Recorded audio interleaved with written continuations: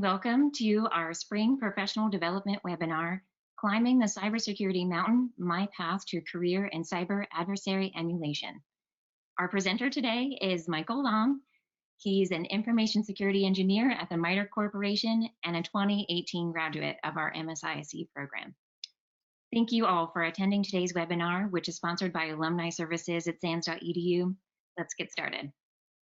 My name is Rebecca McMiniman, and I'll be starting off with a brief message to alumni. Then I'll pass it over to Eric Patterson, who's our executive director, who will highlight a few exciting updates here at the school and also do a formal introduction of Michael.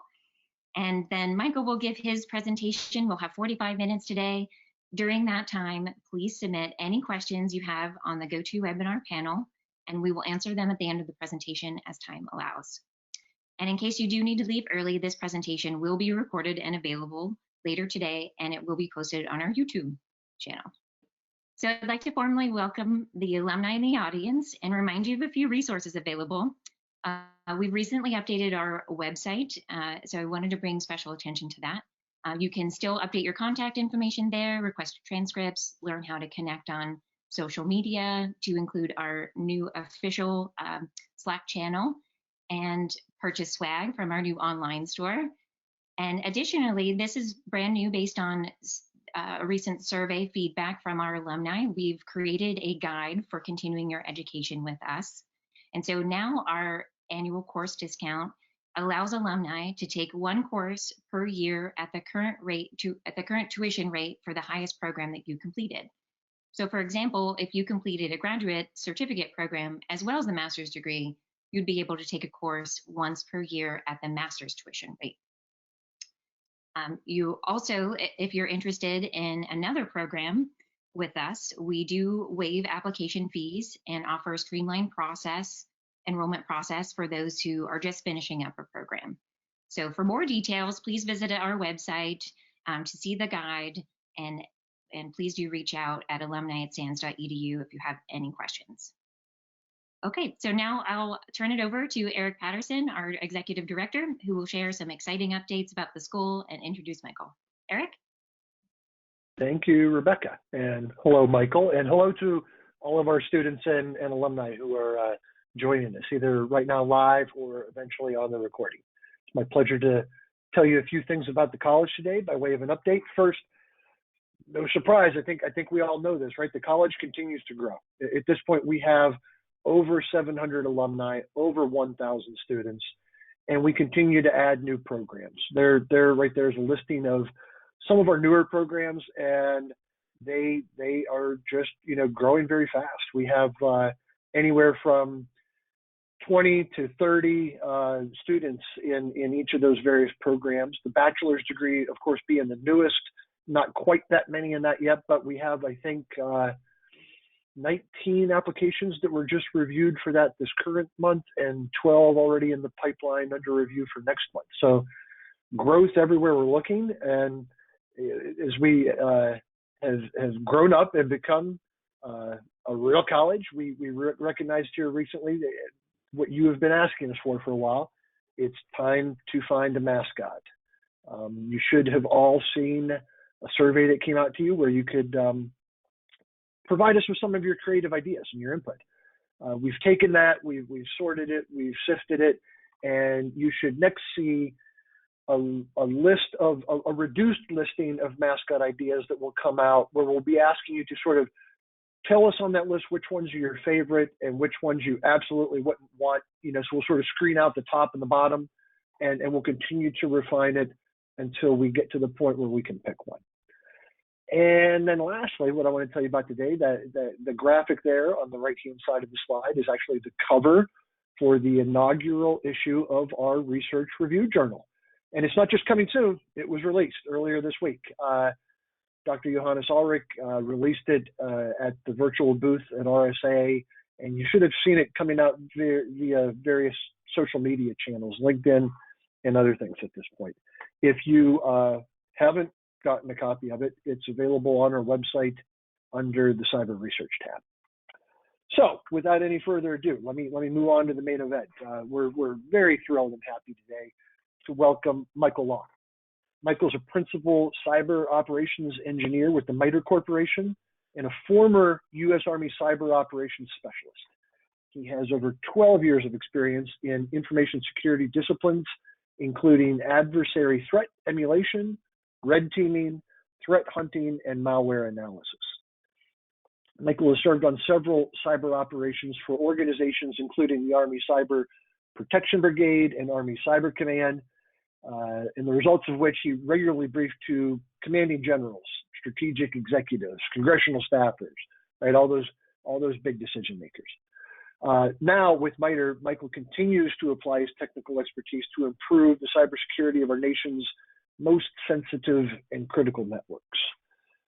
For those of you that maybe haven't met Michael before, he is a 2018 graduate of our master's program, and he holds many different security certifications, including our own prestigious GSE, the GX Security Expert, which of course is at the capstone or just after the master's program. Michael also serves as a faculty research advisor for current students in the master's program, and we're just thrilled to have you here today, Michael. Well, Eric, thank you so much for the warm introduction, and thank you, Rebecca, for facilitating this event. So we'll go ahead and dive in. Hello to everybody who dialed in. Thank you very much for attending. I'll share with you that this is my first SANS alumni webcast, and I'm really excited to be here and connect with you all. So this talk is Climbing the Cybersecurity Mountain, and the basic premise of this talk is this. I would argue that getting into cybersecurity is really hard. There's a high barrier to entry, not unlike climbing a mountain. And I find that even once you get in, it's sometimes even harder to get into that job you really want to do. For example, it's common for me to talk to people that really want to get into red teaming, and they find themselves in that perpetual catch-22 where they can't get into red teaming because they don't have the experience. They can't get the experience because they can't get a red teaming job. And I've been there. I've navigated those problems over my career. And that's ultimately led me to kind of where I'm at right now with the Mitre Corporation, doing really interesting work that I thoroughly enjoy. So what I would like to do over this presentation is just share stories with you about how I got into cybersecurity, some of those common problems that I encountered, and then what were my strategies for dealing with them so that I can share these lessons learned with you, and hopefully by the end of this, inform your own cybersecurity career journey in a positive way. So we'll kick things off with the obligatory corporate disclaimer. I will talk about some of the cool work that I've done both with Mitre and also in the military. Just throwing this out here that this is an independent effort on my part with SANS Technology Institute, not representative of Mitre or any of these organizations I've worked for previously. So on this slide, I'm going to start by giving a little bit more detailed insight into my bio. And there's a specific reason why I'm doing that, which will be made clear in just a moment. So Eric already talked a little bit about my professional experience. Right now, I'm a principal cyber operations engineer at Mitre, former cyber operations specialist. Basically, my professional experience has spanned everything from military intelligence to offensive and defensive cyber operations, and now adversary emulation. As far as education and certifications, I'm very much an academic. I was thrilled to go through the SANS MSISE program, one of the best programs that is out there. Graduated in 2018, and I guess I'm a glutton for punishment because right now I'm working on my PhD in cyber operations with Dakota State University. And for what it's worth, if SANS had a PhD program today, I'd probably be in it. But for now, it's DSU, and it's an enjoyable program.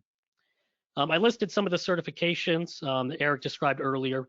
GSC, I'm a huge fan of. I also listed some of the other certs that are really technical and just in general hard in nature. So these are the certifications that I hold in high regard, things like GRAM, GXPen, OSCP. As far as public projects, I like to think that I've got an avid public presence in the cybersecurity community. I've contributed modules to Metasploit, abilities to Caldera.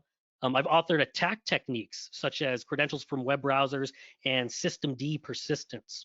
I'm also a maintainer of the offensive Golang project, of which I've presented at Wild West Hackin' Fest. I've also presented at AttackCon and several other venues. And as if that wasn't enough, I'm also a volunteer. That screenshot on the right there is from the Canoe and Scoop, where we were basically paddling around the Inner Harbor in Baltimore, Maryland, scooping up trash. And I made it a point to try and find the craziest things I could. We did come back with like traffic barrels, tires. We also found a refrigerator, but unfortunately too big to put in my canoe. So that's a lot of stuff. Why do I share that exactly? I would argue that my professional acumen is common because I see this a lot amongst my colleagues, amongst my classmates, both current and former. And I also see a lot of this in the resumes that I see, screening for jobs. So the key takeaway here is that we have to recognize that these are the types of people we're competing with when we're looking for cybersecurity jobs, when we're competing for promotions, particularly in prominent cybersecurity organizations. Now, I was a beginner once, just like everybody else, and I fully realized that that can be scary, particularly when you're new. I remember really vividly when I was kind of just getting started in cybersecurity. I would look at the bios from people like Ed Scotus and Eric Cole, and I was really blown away by their skills and experience. I often thought to myself, how can I ever rise up to that level? It's like trying to climb Mount Everest. So, given time and additional experience, I kept looking at these bios. I studied the paths taken by different cybersecurity people that I really admire. I started extrapolating the commonality, what worked really well for them, and I kind of integrated that information to help shape my own career journey. And that eventually helped me overcome some of those challenges, overcoming that mountain that is your cybersecurity career. So that hopefully frames kind of the purpose of this talk. Ultimately, I want to share with you my story, how I got into cybersecurity, how I overcame some of those common problems, and I hope that informs your own careers in a positive way. So I want to start by just telling you about some of the cool and interesting work that I do now at Mitre, in part to give you some ideas of opportunities that are out there. And then later we'll kind of circle back to how did I get started? How did I get led to this path exactly?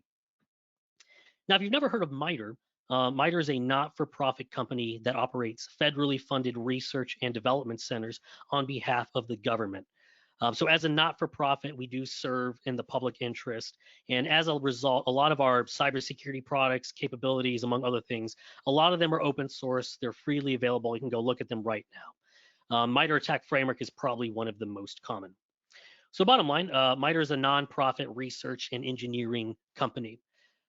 Within my department specifically, we practice a discipline called cyber adversary emulation. This is basically a subset of red teaming.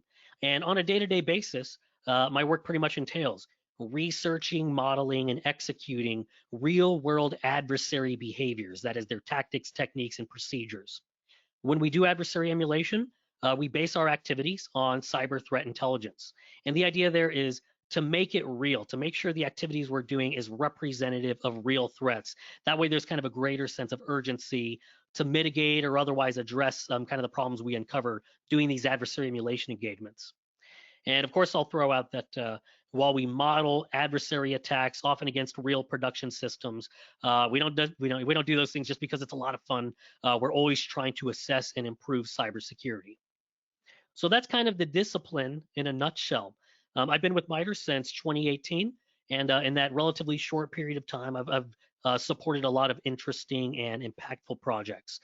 For example, assessing cybersecurity effectiveness within a satellite operations center, researching and implementing adversary TTPs to evaluate vendor cybersecurity products, and otherwise helping our government sponsors operationalize threat-informed defense, that idea that offense should inform defense. So that's kind of a high-level overview of some of the work I do at Mitre. What I'd like to do now is just kind of give you some insight into some of the prominent projects that I'm actively working on that I'm really proud of and just kind of want to share with the community. So one of the first projects is attack evaluations. So I'm basically the leader of red team development and execution under this project. Fundamentally, this project entails evaluating common cybersecurity products and solutions against real-world adversary behaviors based on the Mitre attack framework. So within this project, we research and implement adversary scenarios based on CTI. So we're studying what the real threat actors are doing in the wild. We're implementing that in our own scenario in a controlled manner. We're then executing those scenarios against the vendor's capability in order to assess their ability to prevent and detect these different TTPs under test. So we evaluate these cybersecurity products. We then make the results and our methodology publicly and freely available. So you can go to our website right now. You can see the results for all of the different vendors that have participated over the years.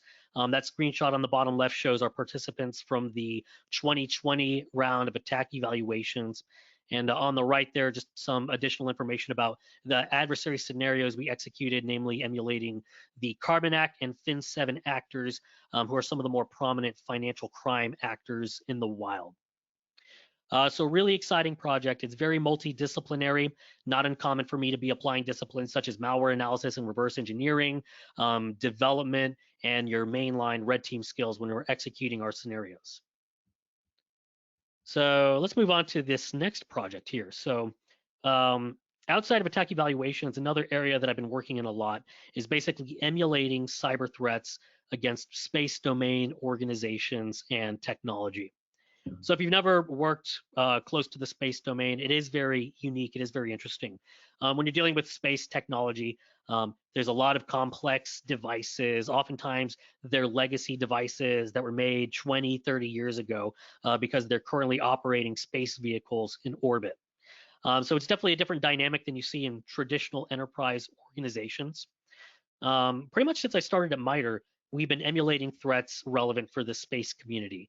So a lot of those early adversary emulation engagements, they kind of revolved around modeling software supply chain compromise, targeting the defense industrial base. As we started demonstrating success in these engagements, we kind of built on that. That led to conducting adversary emulation engagements in a satellite operations center. And that ultimately kind of led me to this short story here, which was basically demonstrating how to hack a real satellite. And of course, the goal with this particular project was don't just hack a satellite, but find out those recommendations and lessons learned so that we could share it with the sponsor, the space community, from which to improve. So with this project, I guess first I'll throw out that the satellite we hacked was not actually in orbit. It wasn't one of those, that we weren't at risk of, which you might have seen in the news a couple weeks ago, where Chinese rocket debris was falling from orbit. It landed in the Indian Ocean. Luckily, nobody was hurt. So when we did this project, we were doing it first in a controlled environment, no risk of causing any harm. But for what it's worth, it was a representative space mission architecture, and we fully demonstrated how to compromise it. The end result of that was that we gained arbitrary control, command execution over the space vehicle. Now, here's kind of the interesting part. So once we demonstrated that we could control the satellite, we actually submitted a mission plan to a satellite operator to task a real satellite, basically a satellite that was analogous to the one that we were examining in our controlled environment. So we put together this mission plan. It contained all the commands needed to properly position and orient the satellite so that it could take a picture of the moon. And the idea there was kind of just to demonstrate the end-to-end kill chain where you compromise the vehicle, the space vehicle. Now you make it actually do something. So we submitted this mission plan. We wanted to take a picture of the moon. We were all eagerly waiting when we submitted it. One scheduled contact later, the result comes back and nothing. We had an image of the cold, dark emptiness of space. We're like, no, we didn't get it. But we went back, we retooled, we kind of revised our mission plan, figured out the problem, we resubmitted it. Several scheduled contacts later, they took the photo, the result came back, and we got the image that you see here on this slide. So that is quite literally a picture of the moon taken with a real satellite. And for myself and my team, that was basically our proof, our trophy that we had the skills to hack a satellite. And because of all of this, we started informally calling our team the Space Invaders. And today, this remains one of the highlights of my career. I'm really excited to kind of share that story with you. So throughout this talk, I've got some key takeaways kind of inserted after major sections, where I just want to share some of those lessons learned I gained throughout my career, with the hope that it will resonate with you and be useful. So the first key takeaway I have to offer is champion hard problems.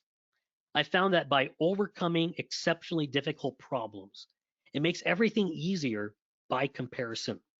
For example, when you've proven you can hack a satellite, you really have the confidence to do anything. I don't really care what the device is. If it runs software, if it has some interface for me to run code, I can probably find it and I could probably model attacks against it. If you start doing this enough over time, I find you quickly become a subject matter expert and people start seeking you for this kind of work. And that just progressively leads you down more and more opportunities that are probably aligned with your interests and the work that you want to do. So having gone through these stories, basically the takeaway here is that's kind of where I am at in my career now. But like everybody else, I too was once a beginner. And when you look at some of the juggernauts in the industry, people like Ed Scotus, Mark Baggett, it's really easy to forget that they were beginners too, and we all had to start from somewhere. So I kind of want to take you back to my starting point and just share with you how I got into the industry. So if for some reason you find yourself struggling to break through, maybe you'll gain some lessons learned and some insight that can direct you as you go forward in your careers. So basically, from a young age, I think I had an innate interest in computers and technology.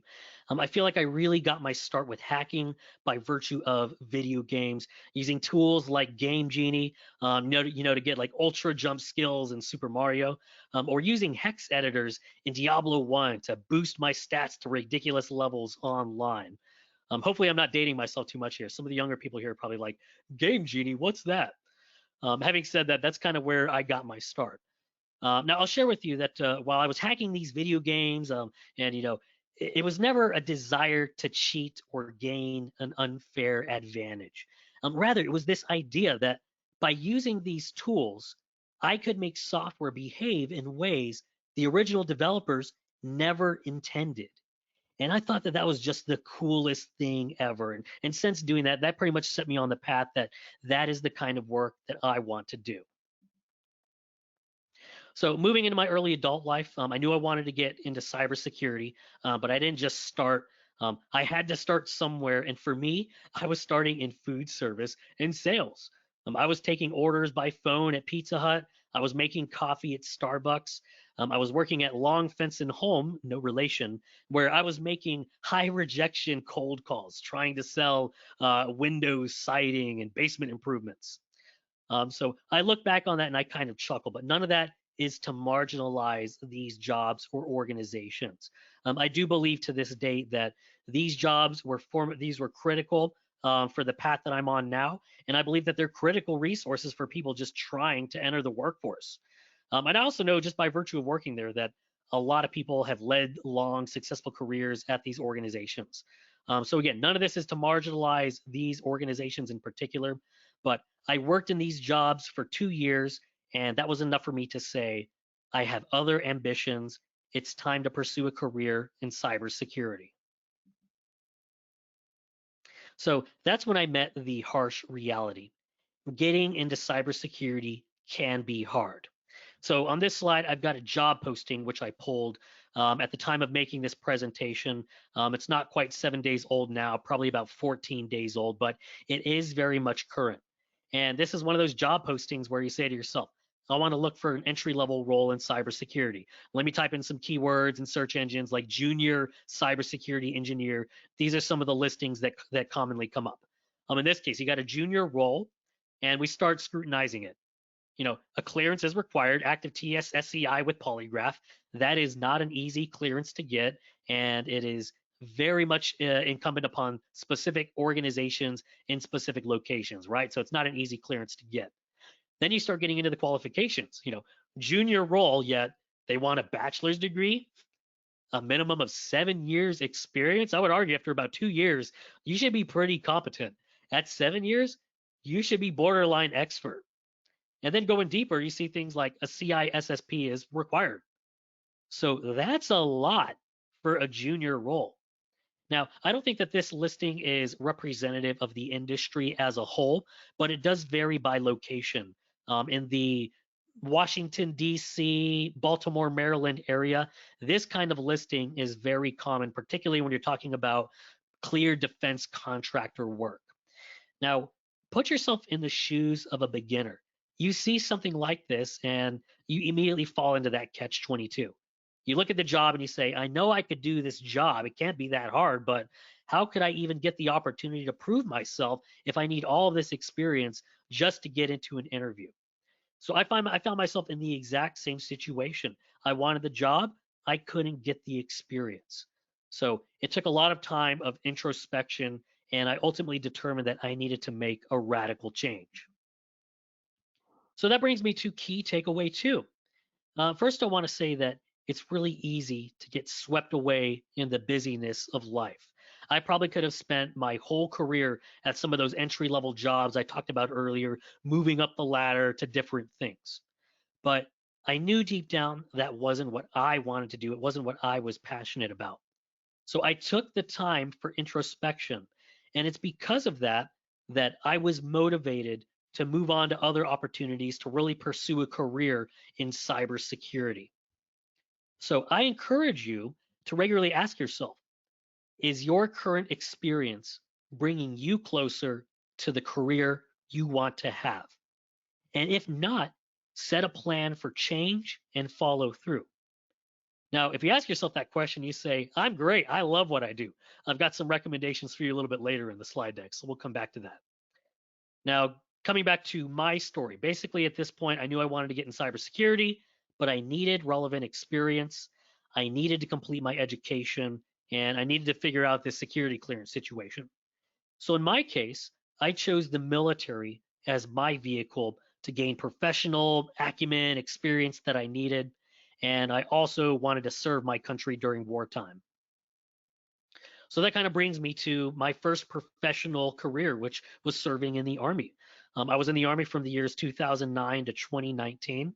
Originally, when I was trying to enlist, I wanted to get into cyber warfare, but I found that that particular job was not an MOS. That was not something that was accessible in the Army at that particular time. Now, I was doing my research going into this, and I remember vividly reading articles about some prominent cybersecurity intrusions. This wasn't that long after Stuxnet, so that was a big deal.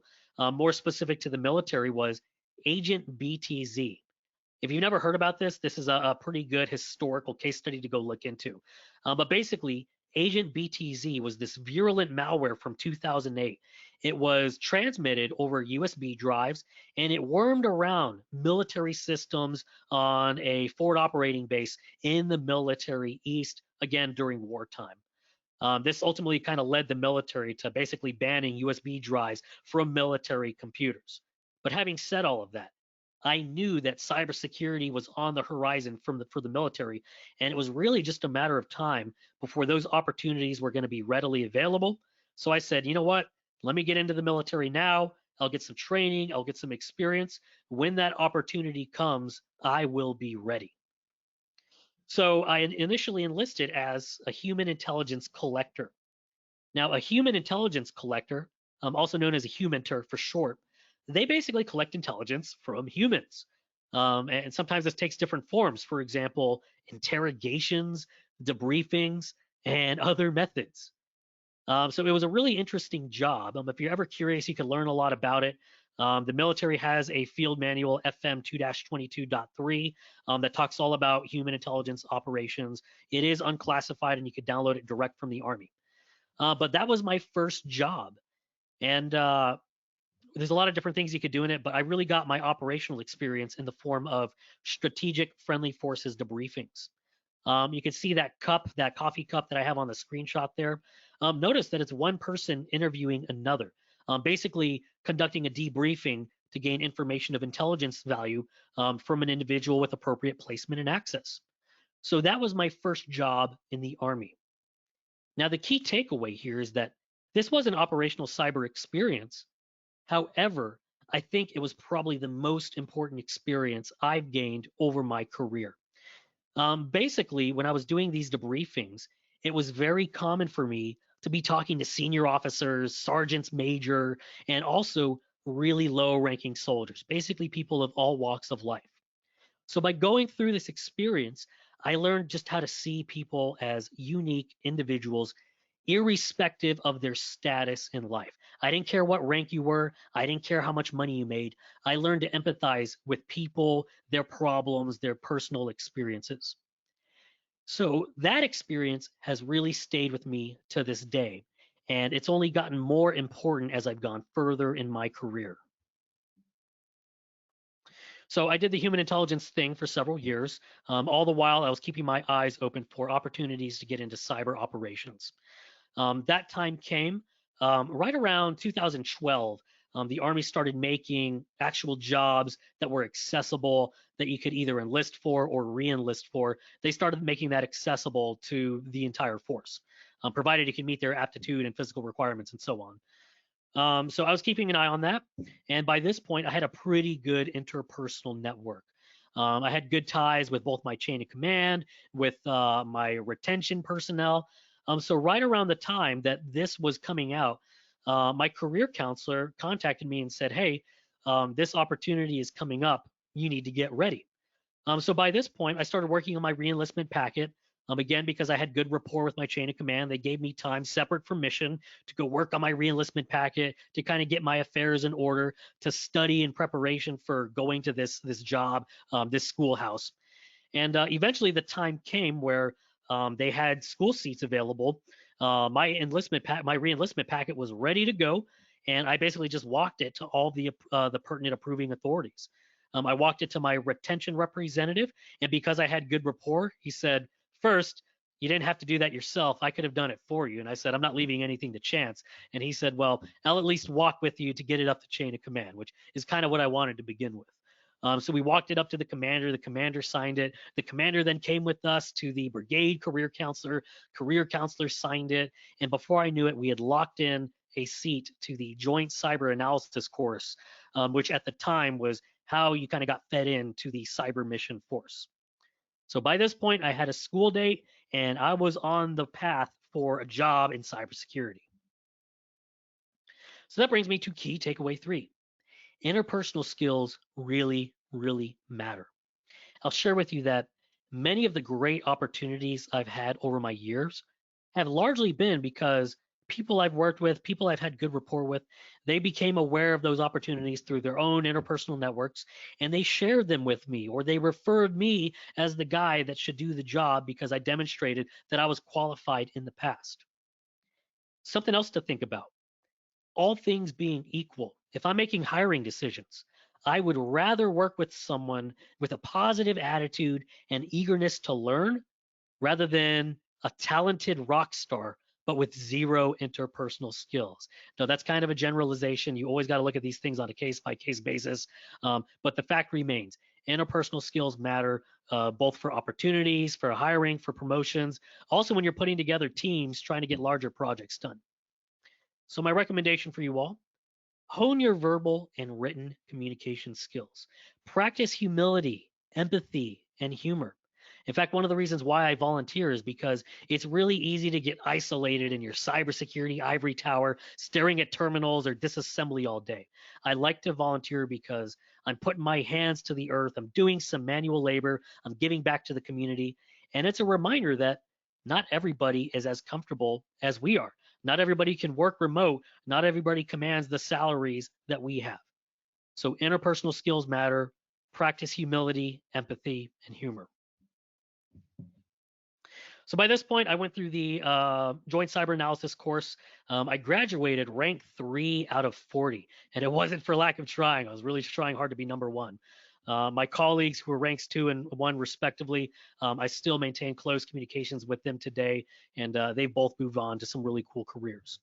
But anyways, I went through the Cyber Schoolhouse, and that led me to my first operational assignment with the U.S. Army Cyber Protection Brigade.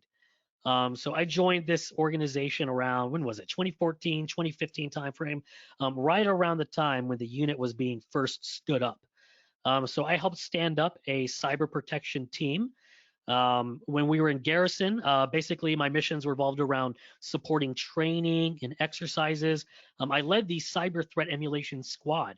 And that was kind of my first introduction to adversary emulation, where we're trying to emulate real world threats to improve cybersecurity, to exercise defenders, and so on.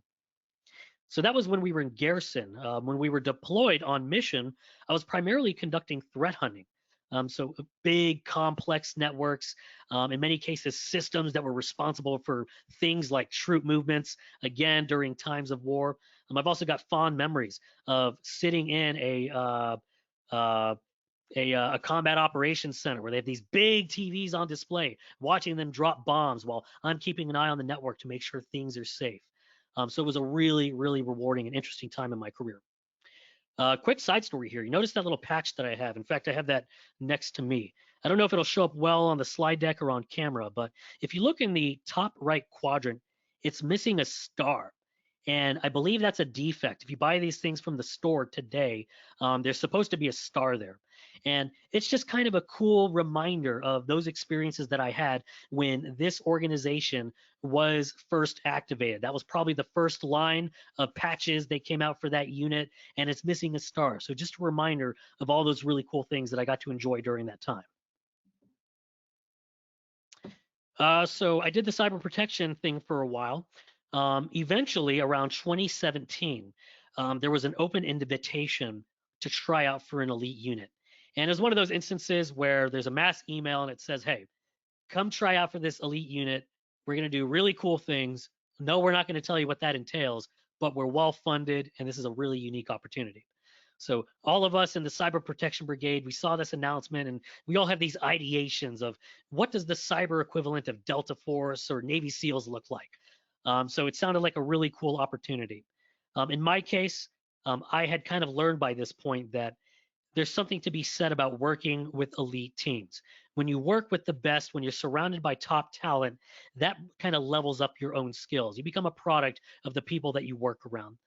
So this opportunity was there, and I said, I'm going to volunteer. I want to see what this is all about. So I submitted my packet, and essentially 200 candidates applied. Of that, 30 were invited to come to this on-site selection event. And this was really cool. It was a week-long selection event that basically consisted of rigorous hands-on keyboard challenges. And interestingly, it was largely facilitated by SANS, because SANS has a lot of experience setting up training ranges, doing simulations, setting up CTFs. They've also got a lot of experience kind of in the talent acquisition business. So SANS was postured to run this event. I'm really glad they did, because they did a terrific job with it. So SANS sets up this selection event. Beyond the on-keyboard challenges, there were personality screenings, long hours. We had to turn over 2 technical papers. It was really representative of what a cyber selection should be. So we did that.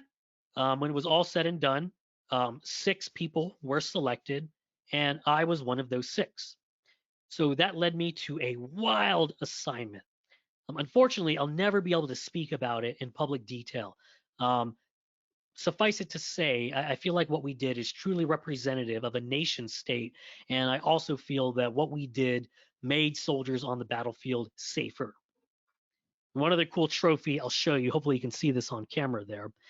This is a challenge coin I got at the completion of that assignment. I don't know if you could see it, but this is number 1 in a serialized issue of coins. So myself and my colleagues, we stood up that organization. On my way out, they gave me the number 1 coin, and that's an experience that very much stays with me to this day. So that brings me to key takeaway 4, and this is my last key takeaway. I'll share with you that you have to keep your technical skills sharp. You generally cannot wait for opportunities to come your way as a prerequisite for building technical skills. Stated simply, you can't wait for a red team job to come your way before you start learning those red team skills. You have to come to the table with skills already. Otherwise, you're unlikely to be selected. Now, there are exceptions. There are entry-level roles, things like internships, in my case, getting in the military, where you could get that entry-level experience.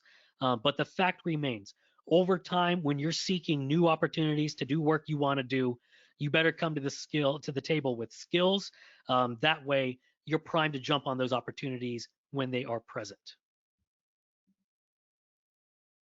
So that brings me to kind of my post-military life, basically where I'm at today.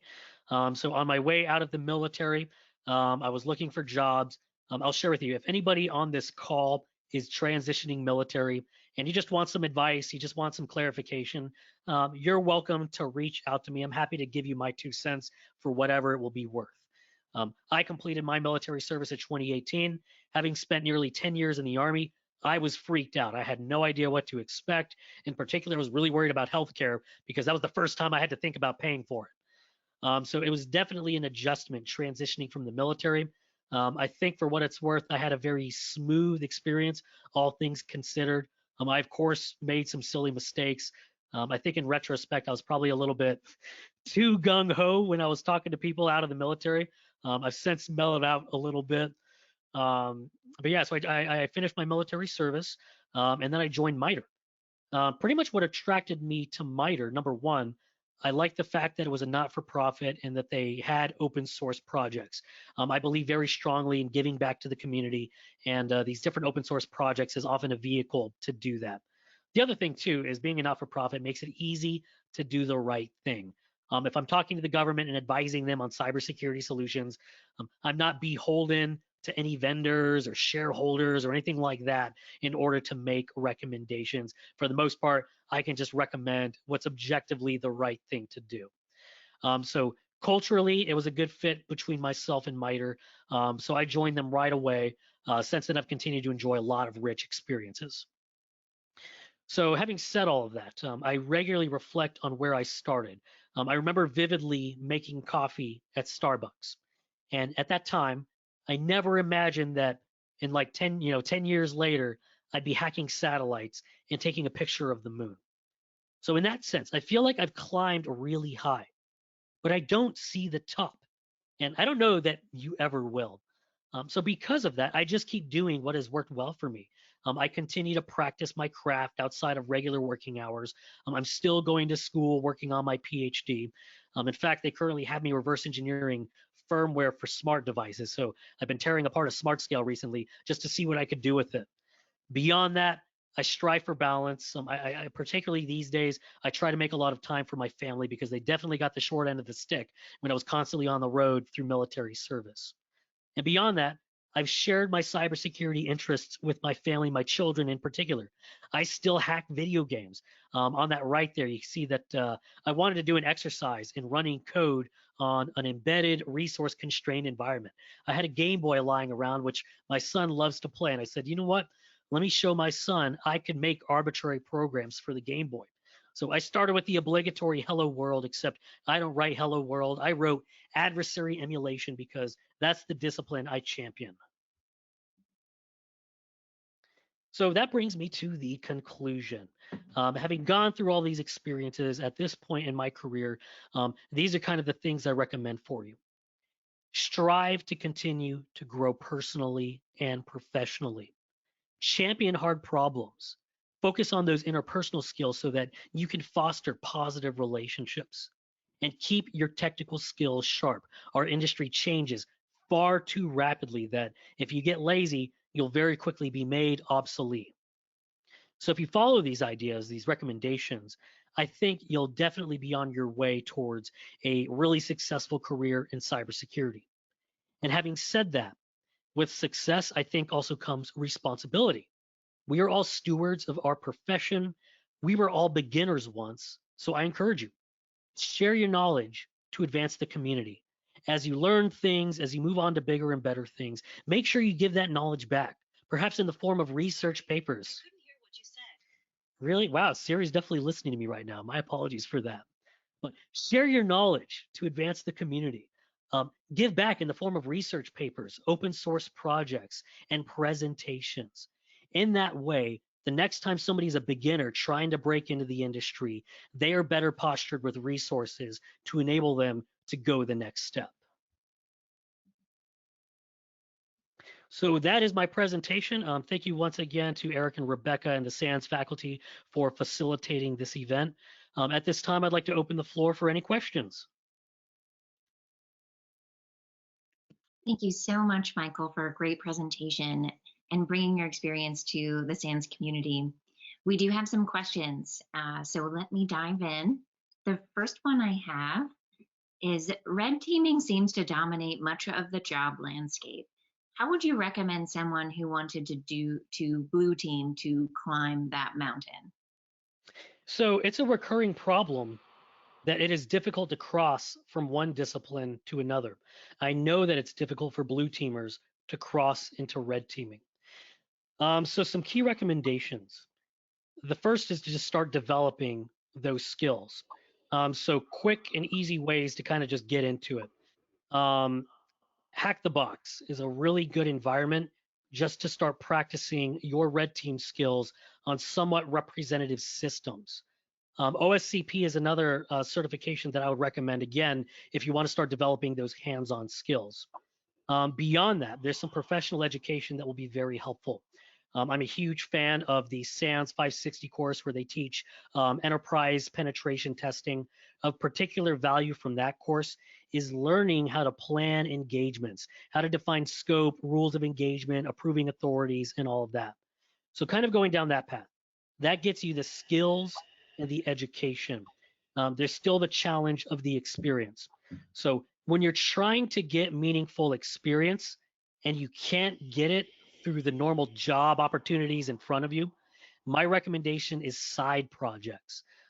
For red teaming specifically, there are some really great projects that you could pursue. I've contributed code to Metasploit, and I found that the community has generally been helpful and welcoming. They've never beat me up intellectually like has happened in maybe some other open source projects.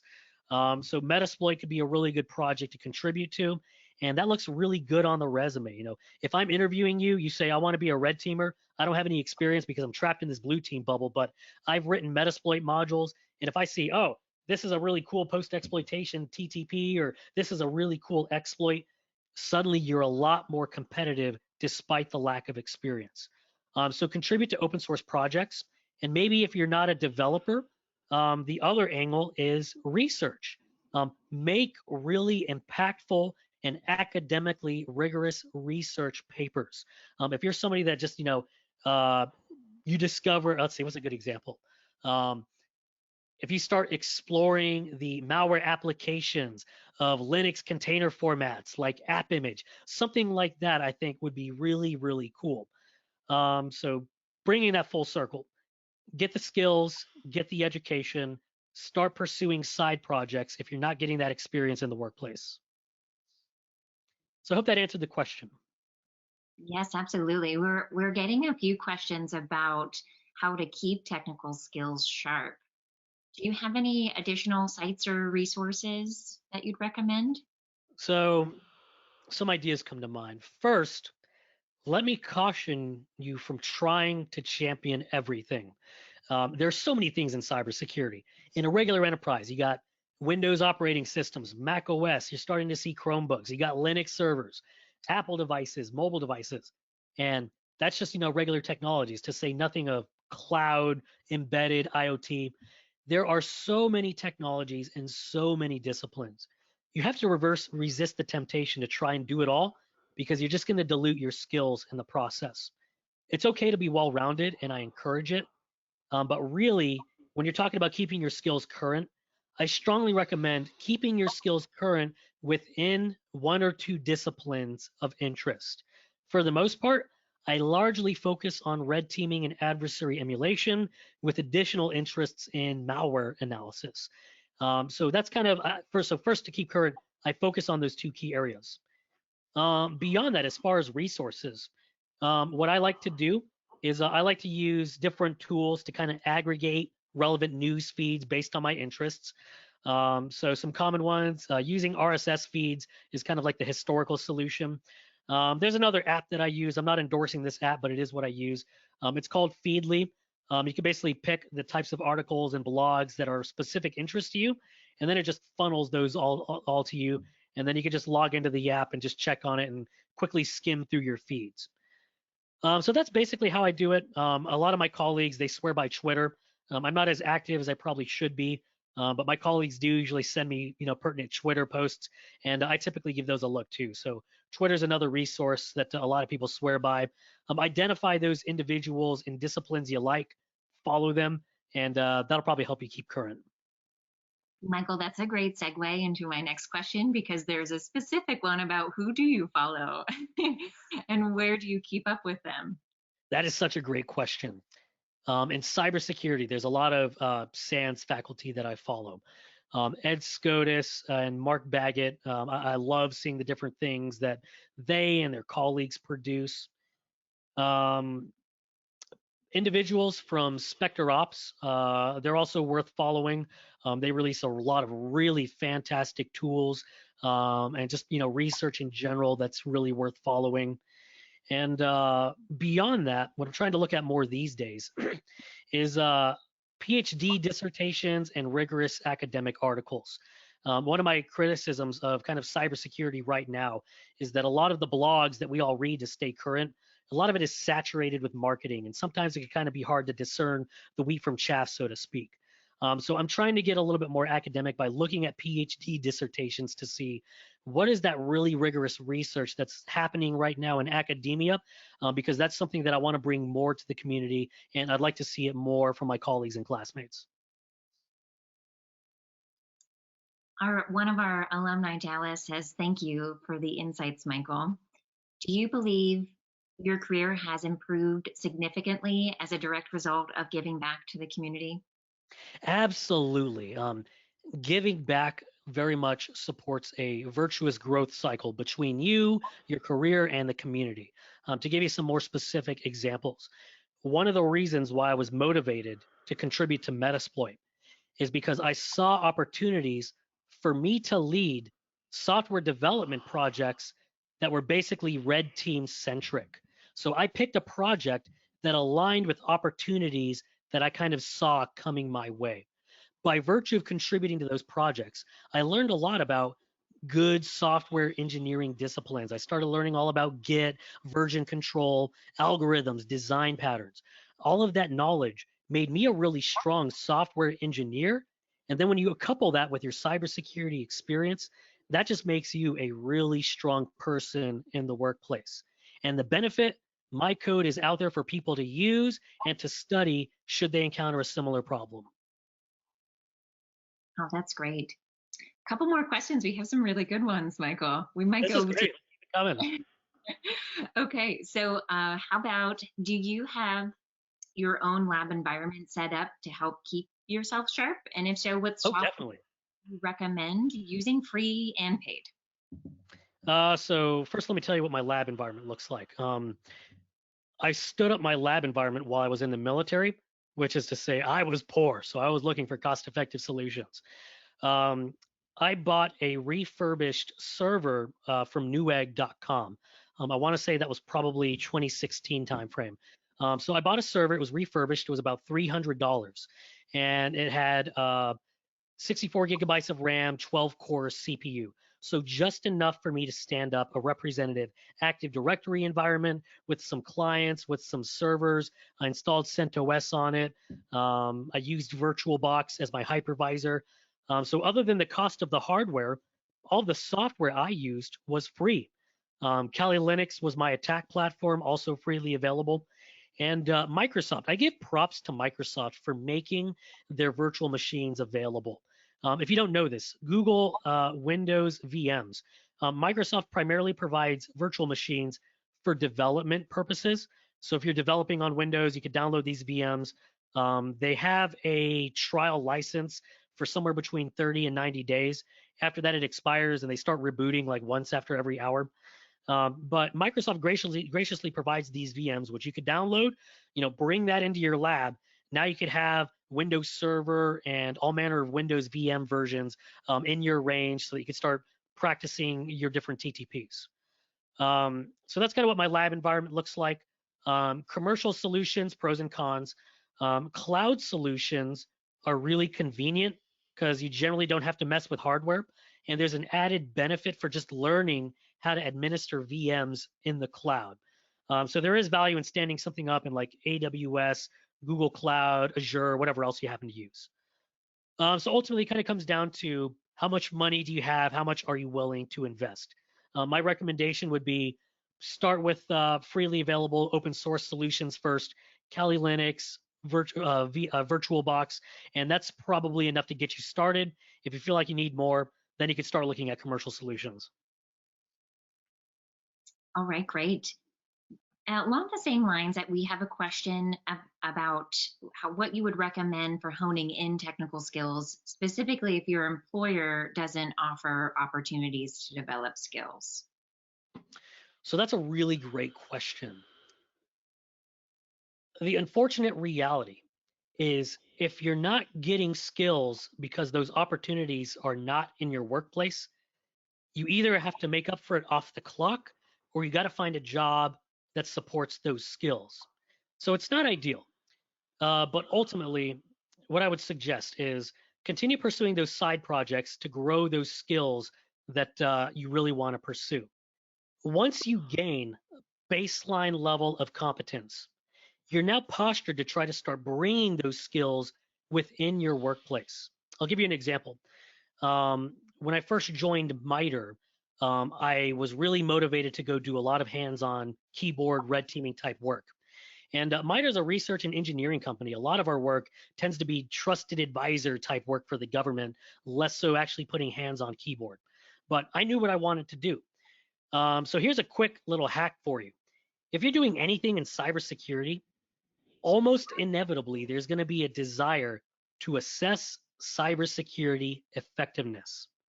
That just happens to be one of the things that Red Team supports. By red teaming, you can assess cybersecurity effectiveness. So I had the skills. I knew that there was always this enduring need for assessment. And so I would kind of shape the work around me to support the red teaming work that I wanted to do. Basically, I'd say, hey, have you ever thought about testing if this cybersecurity solution is actually working as we assume it does? And oftentimes the response is, well, no, we should test it.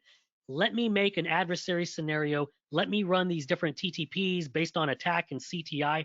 I'm going to run that and give you a report that speaks to your effectiveness, and I'll give you recommendations for improvement.